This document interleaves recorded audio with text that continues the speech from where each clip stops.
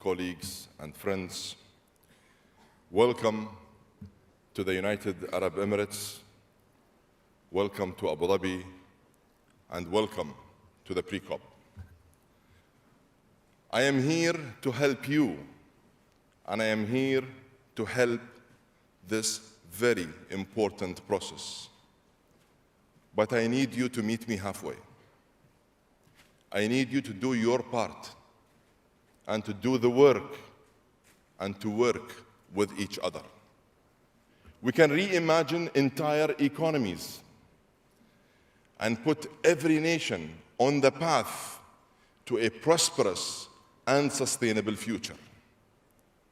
And now, more than ever, we need to unite on climate and deliver a clear message of hope, a message of solidarity, stability, and prosperity.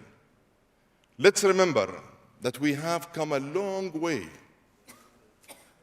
Before the Paris Agreement, the world was heading for more than 4 degrees of warming. Today, according to the IPCC's latest reports, the world is heading for between 2 and 3 degrees. We are heading in the right direction, but nowhere near fast enough. On mitigation, we need rapid progress to deliver a 43% cut in emissions by 2030. Because that is exactly what the science is telling us. This starts with a forward-looking GST that will shape economy-wide NDCs with absolute emission reduction targets that address all greenhouse gases. This can only work if we implement a fair, responsible, and a just energy transition on the basis of equity. The fact is, we need to decarbonize the energy system of today, triple renewable energy and double energy efficiency. And on this, I am seeing some encouraging signs. 85% of the world's economy is now committed to triple renewables by 2030. And we need every country to sign up in line with national circumstances.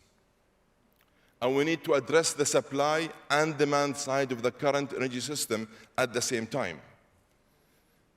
More than 20 oil and gas companies have answered COP28's call to end methane emissions by 2030. We must end deforestation and preserve natural carbon sinks.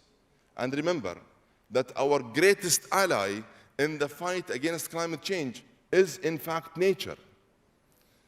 It is time for every nation to embed nature-positive investments in their national climate strategies.